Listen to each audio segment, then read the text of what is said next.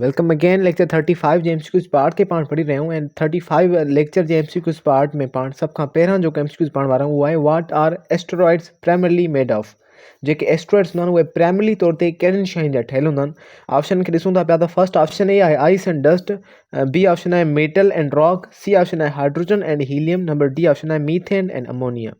त एस्टेरॉइड्स जेके हूंदा आहिनि उहे ठहियल हूंदा आहिनि मेटल एंड रॉक्स जा, जेको बी ऑप्शन आहे।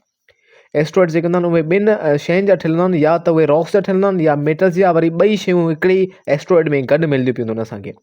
बाक़ी आइस एंड डस्ट जेके हूंदा आहिनि इहे ठहियल हूंदा आहिनि, जेके कॉमेट्स पाण पढ़ियासीं उन्हनि में डस्ट वग़ैरह आइस वग़ैरह मौजूदु हूंदी आहे। ऐं हीलियम एंड हाइड्रोजन पाण अगरि ॾिसूं त इनमें कुझु प्लैनेट्स आहिनि जेके हीलियम ऐं हाइड्रोजन जा ठहियल आहिनि, ऐं बाक़ी जेके स्टार्स वग़ैरह आहिनि ये सभई हीलियम एंड हाइड्रोजन जा ठहियल आहिनि। उनखां बाद मीथेन एंड अमोनिया खे ॾिसूं त मीथेन ऐं अमोनिया ॿ गैसिस आहिनि। अगरि इहे सॉलिड हालत में हूंदियूं आहिनि त इहे सॉलिड हालत में असांजे कॉमेट्स वग़ैरह में मौजूदु हूंदियूं आहिनि। यानी कि अमोनिया ऐं मीथेन इहे सॉलिड हालत में, यानी कि इन्हनि जेके आइसिस आहिनि ammonia ice and methane ice, इहे कॉमेट्स जे सेंटर में यानी कि न्यूक्लियस में असांखे मिलियूं पियूं हूंदियूं आहिनि। सो जेको बी ऑप्शन थींदो पवंदो उहो ई सही ऑप्शन थींदो पवंदो। नंबर सेकंड क्वेश्चन आहे the region in the solar system where most asteroids are found between Mars and Jupiter is called. उहो रीजन मार्स ऐं जुपिटर जे विच में जंहिंमें असांजे सोलर सिस्टम जा सभिनी खां वधीक एस्ट्रॉइड्स मौजूदु आहिनि, त उन रीजन खे पाण छा सॾींदा आहियूं? एक्ज़ैक्टली पाण उनखे छा चवंदा पिया हूंदासीं? एस्ट्रॉइड बेल्ट सॾींदा पिया हूंदासीं। सो जेको सी ऑप्शन आहे उहो सही थींदो पवंदो। बाक़ी टे ऑप्शन अगरि पाण ॿिया जेके आहिनि उहे ॾिसूं त पहिरियों ऑप्शन आहे क्यूपर बेल्ट, बी ऑप्शन आहे ओर्ट बेल्ट, ऐं नंबर सी जेको ऑप्शन आहे एस्ट्रॉइड बेल्ट हो, जेको पाण सही कयो आहे। नंबर डी ऑप्शन आहे वेन एलन बेल्ट। अगरि वन बाय वन टिनि खे क्लियर कयूं, सभ खां पहिरियां क्यूपर बेल्ट पाण सम्झूं त क्यूपर बेल्ट छा हूंदो आहे? त क्यूपर बेल्ट हिकिड़े क़िस्म जो बेल्ट आहे एस्ट्रॉइड बेल्ट वांगुरु। हाणे इहो बेल्ट किथे मौजूदु आहे? हाणे जेको क्यूपर बेल्ट आहे इहो मौजूदु आहे बियॉन्ड नेपच्यून। नेपच्यून जे परियां जेका एरिया आहे, मीन्स नेपच्यून खां ॿाहिरि असांजी आउटर स्पेस में इहो बेल्ट हिकिड़ो मौजूदु आहे, जेको तमामु वॾो आहे ऐं काफ़ी सारा जेको आहे सो हिन में आइसी बॉडीज़ मौजूदु आहिनि, बर्फ़ जूं ठहियल बॉडीज़ लाइ, यानी कि कॉमेट्स वग़ैरह या ॿिया जेके पत्थर वग़ैरह एक्स्ट्रा आहिनि असांजे आउटर स्पेस में, उहे इन जॻहनि ते यानी कि क्यूपर बेल्ट में मौजूदु आहिनि। ऐं इहो सिमिलर थींदो पवंदो आहे एस्ट्रॉइड बेल्ट जीअं, बट इहो तमामु वॾो हूंदो आहे एस्ट्रॉइड बेल्ट। ठीकु आहे। ऐं इन क्यूपर बेल्ट में जेके असांखे कॉमेट्स मिलंदा आहिनि उहे शॉर्ट पीरियड कॉमेट हूंदा आहिनि। क्यूपर बेल्ट में कॉमेट्स मौजूदु हूंदा आहिनि, पर उहे कहिड़ा कॉमेट्स हूंदा आहिनि? उहे शॉर्ट पीरियड कॉमेट्स हूंदा आहिनि। हाणे शॉर्ट पीरियड कॉमेट पाण कहिड़नि कॉमेट्स खे चवंदा पवंदा आहियूं? हाणे अहिड़ा कॉमेट्स जेके सन जे अराउंड 1 रेवोल्यूशन कंप्लीट करण में 200 साल खां घटि टाइम लॻाईंदा पिया हूंदा आहिनि, त उन्हनि खे पाण शॉर्ट पीरियड कॉमेट चवंदा आहियूं। इहे शइ पाण वीडियो लेक्चर में पढ़ी आहियूं त इहे शॉर्ट पीरियड कॉमेट असांखे जंहिं जॻह ते वधीक मिलंदा आहिनि उनखे पाण क्यूपर बेल्ट चवंदा आहियूं। यानी कि क्यूपर बेल्ट अहिड़ी एरिया आहे असांजे आउटर स्पेस में जंहिंमें इहे शॉर्ट पीरियड कॉमेट असांखे मिलंदा पिया हूंदा आहिनि। ऐं इहा तमामु वेस्ट एरिया आहे, तमामु वॾी एरिया आहे, ऐं इहा बिल्कुलु एस्ट्रॉइड बेल्ट जीअं आहे जेका, ऐं इहा बेल्ट मौजूदु आहे असांजे नेपच्यून प्लेनेट खां ॿाहिरि वारी जेका एरिया आहे उन जॻह ते। त उनखां बाद नंबर बी में ओर्ट क्लाउड। हाणे ओर्ट क्लाउड छा आहे? इहो बि हिकिड़े क़िस्म जो बेल्ट आहे। इहा बि हिकिड़े क़िस्म जी अहिड़ी एरिया आहे जिते काफ़ी सारा जेको कॉमेट्स मौजूदु आहिनि। त हाणे हिते कहिड़ा कॉमेट्स मौजूदु आहिनि? त ओर्ट क्लाउड इहो हिकिड़ो स्फेरिकल ऑर्बिट आहे जेको असांजे सन जे अराउंड मौजूदु आहे, ऐं इनखे कंसिडर कयो वेंदो आहे आउटर मोस्ट ऑर्बिट या आउटर मोस्ट बाउंड्री असांजे सन जे अराउंड, असांजे सोलर सिस्टम जे अराउंड। या सिंपली इहा आउटर मोस्ट बाउंड्री आहे असांजे सोलर सिस्टम जी। असांजो सोलर सिस्टम जंहिं जॻह ते ख़तमु थिए थो, त आख़िरी जेका बाउंड्री आहे उनखे पाण आउटर क्लाउड्स तसवर कंदा पिया आहियूं, कंसिडर कंदा पिया आहियूं। अच्छा, हाणे इन में छा मौजूदु आहे? इन में बि आइसी बॉडीज़ मौजूदु हुयूं आहिनि, इहे कॉमेट्स वग़ैरह मौजूदु हूंदा आहिनि, पर कहिड़े क़िस्म जा कॉमेट्स? जीअं क्यूपर बेल्ट में शॉर्ट पीरियड कॉमेट मौजूदु हूंदा आहिनि, त ओर्ट क्लाउड जेको हूंदो आहे उनमें वरी लॉन्ग पीरियड कॉमेट्स वग़ैरह मौजूदु हूंदा आहिनि। लॉन्ग पीरियड कॉमेट्स छा खे चवंदा पिया आहियूं? अहिड़े क़िस्म जा कॉमेट्स जेके सन जे अराउंड 1 रेवोल्यूशन कंप्लीट करण में 200 ईयर्स खां वधीक टाइम लॻाईंदा पिया हूंदा आहिनि, त उन्हनि खे पाण वरी लॉन्ग पीरियड कॉमेट चवंदा पिया आहियूं। त सभ खां वधीक जेके लॉन्ग पीरियड कॉमेट्स मौजूदु आहिनि उहे ओर्ट क्लाउड में मौजूदु, ऐं ओर्ट क्लाउड कंसिडर कयो वेंदो आहे आउटर मोस्ट ऑर्बिट असांजे सोलर सिस्टम जो। क्लियर? सो नंबर डी खे अगरि पाण ॾिसूं त वेन एलन बेल्ट। हाणे वेन एलन बेल्ट पाण छा खे चवंदा आहियूं? त हिकिड़ो रीजन आहे चार्ज पार्टिकल्स जो, जेको असांजे अर्थ जे अराउंड मौजूदु आहे, उन अर्थ जी मैग्नेटिक फील्ड जे करे। हाणे जेका असांजी अर्थ आहे, ही फॉर एग्ज़ाम्पल ही अर्थ आहे, त इन जे अराउंड ही हिकिड़ो बेल्ट मौजूदु आहे 2 लेयर्स में।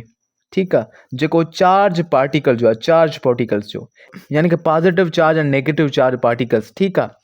ऐं इहे पार्टिकल्स हिन जे अराउंड कहिड़ी शइ जे करे मौजूदु आहिनि? इहे मौजूदु आहिनि मैग्नेटिक फील्ड जे करे। जेका अर्थ जे अंदरि मैग्नेटिक फील्ड आहे उन जे करे इहे चार्ज पार्टिकल्स अर्थ जे अराउंड मौजूदु आहिनि। इहो जेको रीजन मौजूदु आहे अर्थ जे अराउंड चार्ज पार्टिकल जो, इन ई रीजन खे पाण वेन एलन बेल्ट चवंदा पिया आहियूं। हाणे इहो वेन एलन बेल्ट जेको आहे 2 लेयर्स में मौजूदु आहे। हिकिड़े खे इनर लेयर सॾियो वेंदो आहे ऐं ॿी खे आउटर लेयर सॾियो वेंदो आहे। इहो किथे मौजूदु आहे? इहो असांजे अर्थ जे सरफेस खां 1000 किलोमीटर्स खां मथे शुरू थिए थो पियो ऐं तक़रीबन 60,000 किलोमीटर ताईं जेको आहे सो एक्सटेंड थियल आहे इहो असांजे अर्थ जे सरफेस खां।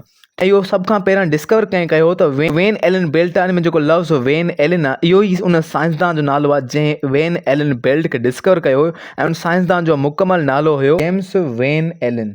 जेम्स वेन एलन ऐं इन्हनि खे डिस्कवर कयो 1958 ईस्वी में। सो आई होप के टे शयूं तव्हांजूं क्लियर थी हूंदियूं। नंबर 3 क्वेश्चन ते पाण अचूं था पिया त which of the following is the largest asteroid in the solar system.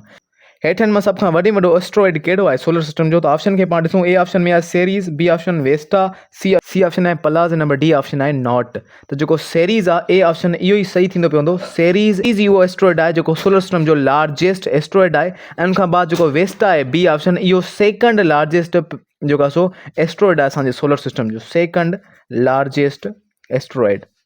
ठीकु आहे। सो अगरि अचे थो पियो त लार्जेस्ट एस्ट्रॉइड कहिड़ो आहे त सेरीज़ आहे, अगरि सेकंड लार्जेस्ट अचे थो त वेस्ट आहे। ठीकु आहे। नंबर 4 क्वेश्चन आहे the glowing head of the comet is called. कंहिं बि कॉमेट जो जेको ग्लोइंग हेड हूंदो आहे, ग्लोइंग हिसो हूंदो आहे, उन खे पाण छा सिंधा पवंदा आहियूं? त ऑप्शन ए आहे टेल, बी ऑप्शन आहे कोमा, सी आहे न्यूक्लियस, नंबर डी आहे नॉट। त न्यूक्लियस जे अराउंड जेको चमकंदड़ ब्राइट पार्ट हूंदो आहे कंहिं बि कॉमेट जो उनखे पाण कोमा सॾींदा आहियूं। इट मीन्स के बी ऑप्शन जेको थींदो पवंदो उहो सही थींदो पवंदो। बाक़ी ही टेल बि हिकिड़ो पार्ट आहे कॉमेट जो। नंबर 5 क्वेश्चन खे ॾिसूं त विच comet is famous for appearing approximately every 76 years. कहिड़ो कॉमेट आहे जेको तक़रीबन 76 साल खां बाद जेको आहे सो नज़र ईंदो पवंदो आहे, इन ई शइ जे करे इहो मशहूरु आहे। ठीकु। ऑप्शन ए आहे हेली बोप, बी ऑप्शन आहे हेलीज़ कॉमेट, नंबर सी ऑप्शन आहे कॉमेट न्यूवॉइस। त हेलीज़ कॉमेट इहो कॉमेट आहे जेको 76 साल खां बाद जेको आहे सो असांखे नज़र ईंदो पवंदो आहे। यानी कि अहिड़े क़िस्म जो कॉमेट जेको असांजे अर्थ तां हर 76 साल खां बाद ॾिसी सघिजे थो, उन ई कॉमेट खे पाण हेलीज़ कॉमेट चवंदा पिया आहियूं। ऐं हेलीज़ कॉमेट हिन खे छो चवंदा पिया आहियूं? छो जो हिन खे डिस्कवर करण वारो जेको साइंसदान हुयो उन जो नालो हुयो एडमंड हेली। एडमंड हेली ऐं जंहिंजे करे हिन जो नालो बि हेलीज़ कॉमेट पियो। हाणे इहो कॉमेट 76 साल खां बाद नज़र ईंदो पवंदो आहे। त धरती ते लास्ट टाइम इहो कॾहिं नज़र आयो? त इहो लास्ट टाइम धरतीअ ते नज़र आयो हुयो 1986 में। लास्ट टाइम हिते लिखी छॾूं था पाण त लास्ट टाइम जेका हिन जी अपीयरेंस थी आहे असांजे अर्थ ते उहा 1986 में थी आहे। ऐं उन खां बाद वरी इहो कॾहिं अपीयर थींदो? त इहो अपीयर थींदो 2061 या 62 में। नंबर ए में आहे हेल बोप। त हिन हेल बोप खे अगरि पाण ॾिसूं त हेल बोप हिकिड़े क़िस्म जो कॉमेट आहे ऐं इहो डिस्कवर कयो वियो हुयो ॿिनि साइंसदान पारां। हिकिड़े साइंसदान नालो आहे एलन हेल ऐं ॿिए साइंसदान जो नालो आहे थॉमस बोप। ऐं इन ॿिन्हिनि साइंसदान जो डिस्कवर करण जे करे जो नालो हेल बोप आयो। हाणे इहो कहिड़े क़िस्म जो हिकिड़ो लॉन्ग पीरियड कॉमेट आहे इहो, यानी कि इहो लॉन्ग पीरियड कॉमेट आहे त कहिड़े बेल्ट में मिलंदो पवंदो? ओल्ट क्लाउड में मिलंदो पवंदो असांखे।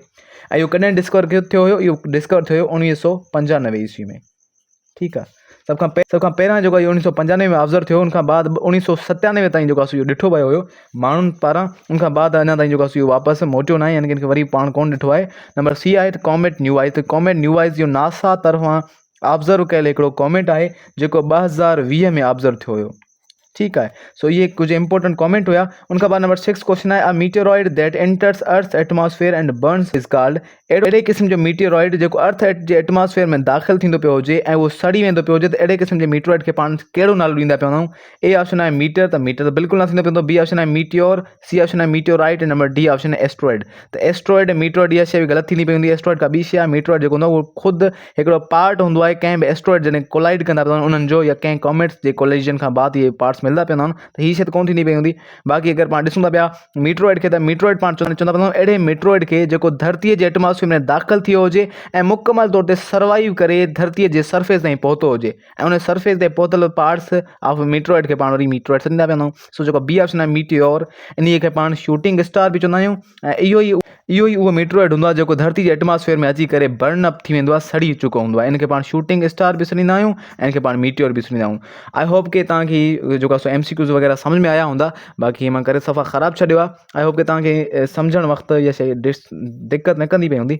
सो मिलूं था नेक्स्ट वीडियो में। Thank you so much.